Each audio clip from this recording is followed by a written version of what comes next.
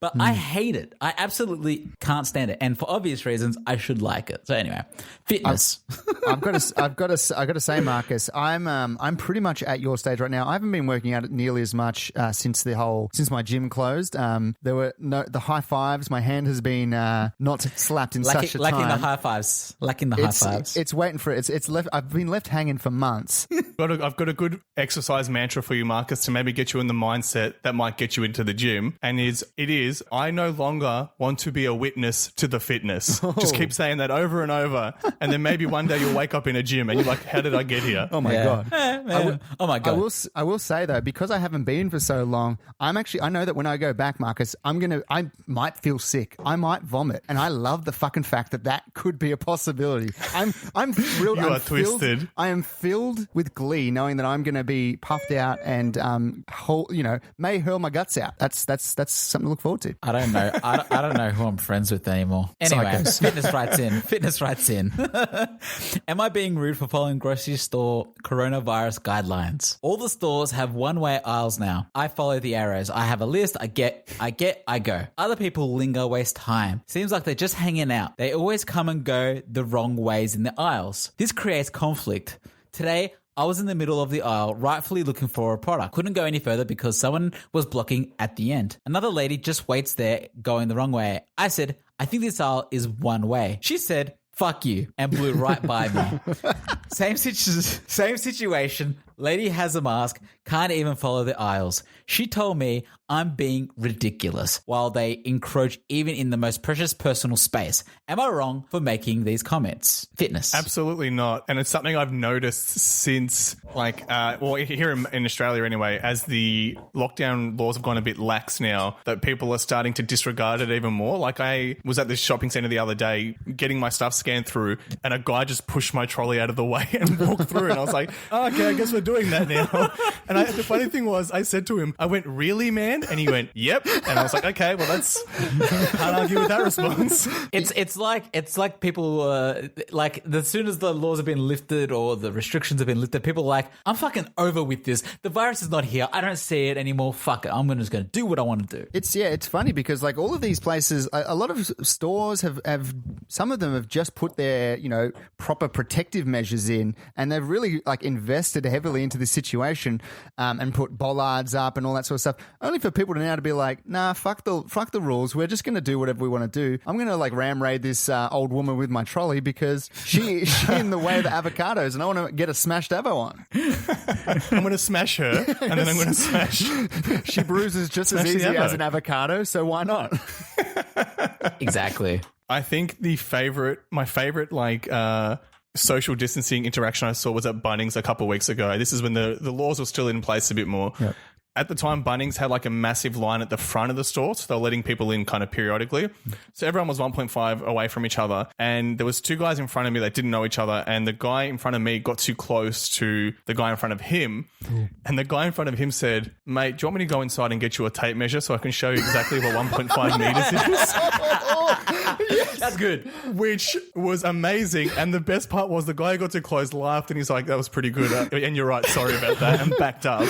And I wanted to shake that guy's hand if it was allowed, but it obviously is not. You know what? That is like such a brilliant story that it almost sounds fake. It was almost like the next line was going to be like, and then he did a kickflip and a 1080 on his skateboard whilst slaying a bear. And he found $50 I will say this now, floor. Tom. I will say it now. If I'm lying, I'm dying. I swear to God that I witnessed that. Have you found people have you felt the need to sort of maybe cut in front of people or maybe just put the rules aside for a little bit in any sort of way? I haven't really done too much in terms of going out and going to different places besides the supermarket. And I feel like the supermarket is one of those places that people obviously or ignorantly ignore the rules.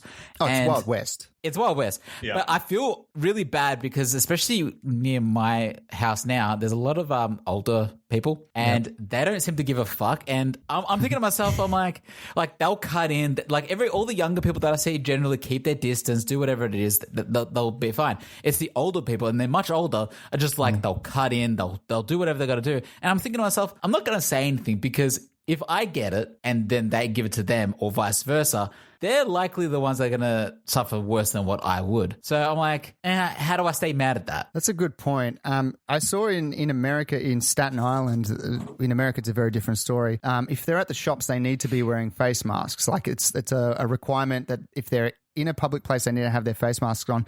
And someone at the supermarket wasn't wearing a face mask, and the Staten Islanders did not take kindly to this person, and they basically like ran them out of town. They're like, "Who the fuck do you think you are? Get the fuck out of here! Get out of here, you piece of shit!" It was amazing. Do you know what's amazing? I have family in the States and they are from Staten Island. So shout out to Staten Island for holding the lockdown laws down. That's what's up. I'm podcasting over here. So like that's the thing. I guess that's a different like situation altogether. And they're so strict that it's like you have to wear masks. Whereas people wear the masks here more about their own protection. To each their own. I see some people wearing gloves, some people wiping down everything. I just go in, go out, try not to touch stuff, too much stuff that I don't need to. Try not to touch my face and wash my hands thoroughly. Yeah. I think that's all you can really do. Yeah, it's hard because even if you follow the rules, there are always going to be people who break them, which is the problem that this guy is having. So the solution I found is just I prefer shopping at night because then you avoid like that kind of mania dies down because there's a lot less people. So I'd probably just try shopping at different times, really. Yeah. They talk about the handshake maybe being eliminated from society because of this situation. And, and it's true. It could be one of the last things, like the last time we ever saw a handshake. It might not be back. It might be the last thing to come back. But I think the other thing that's going to take a really, really long time to come back is the you're playing sports, a slap on the bum, like a nice slap on the ass for a good job, well done. It's a different time now. We can't celebrate like that. And you've seen it in sports. They celebrate differently now. John Hapawade is crying in his bed right now after hearing that. He is so upset. Where am I supposed to put my thumbs? I don't know. I don't know where they go. How else am I supposed to check their temperature? I was just checking. That is such a good point. Virus? I'd probably argue as well that even the fist bump that's probably long gone as well. Even though it's not open hand, like any skin contact, everyone's probably going to be doing the Wuhan shake, which is like you kick your feet together. I feel you're being a little hyperbolical here, both guys. There's a vaccine will come, and then I feel like it will come back. Maybe not the handshake. You might be right with the handshake, but the fist bump will come back. I mean, people will eventually, like, you could already see it now. You can see in people's right now, not the fist bump necessarily, but people are over it. Like, they want to embrace people.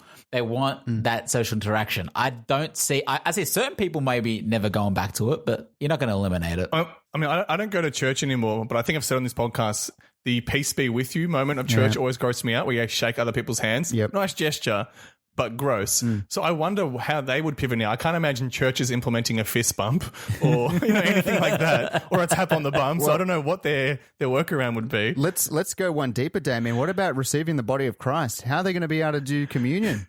This is the world we live in, boys. I've already seen some images of priests baptizing children with a water gun with the holy water. So like amazing. Shit. Yeah, I've seen that. I've seen it. I mean, you can. It's crazy. Yeah, so it's happening. That's in America, I'm assuming, but yeah.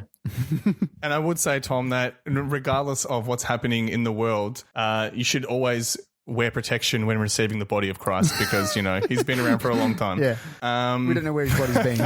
That's right. So do we have anything else to say for fitness? I think Damien hit the nail on the head. If you don't want to interact with people that way, go at off times. Go at night. I'm working from home and I generally go in the middle of the day. I'll find like 12 o'clock. I'll go there. It's empty. I'll go. So that's the way to do it. Try to find the best situation to avoid people so you don't have to be put in that situation. Yeah. I think that's fair enough. Let's leave it there for fitness.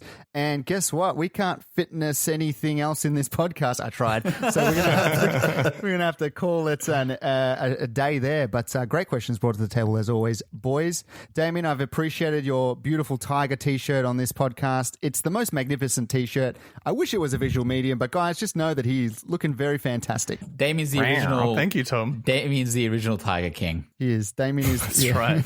He's the kitten king. Let's call it what he is. He's got to move on up to Tiger eventually. Yeah, exactly. Move over, Joe Exotic. There's a new king in town, baby. He's the tigress queen. Exactly. I think we're going to leave it there, guys. Great questions, as I said. If you want to get in touch with us, you can email us at tqhpodcast@gmail.com. We may be approaching a in-person recording where we can hopefully grab each other's asses. Marcus, you've given me hope that maybe it will come back. Yes. I hope it does.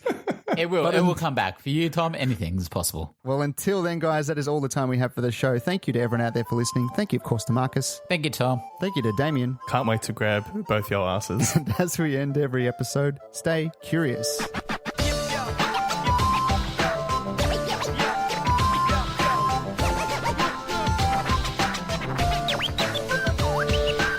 Thank you again for listening. If you want to get in touch with us and ask us a question of your own, you can email us at tqhpodcast@gmail.com. That email again, Tom. Is tqhpodcast@gmail.com. We're also on what, Marcus? We're on Twitter. We're also on Facebook. At TQH Podcast. You can find us there. And we are also on, Damien. Wherever you can get a podcast, that is where the TQH podcast is. Spotify, iTunes, Spreaker, Stitcher, you name it, we're on there. And if you head over to iTunes, rate, subscribe, and leave a review, that would be fantastic. 5 stars if you think we deserve it. Thanks for listening.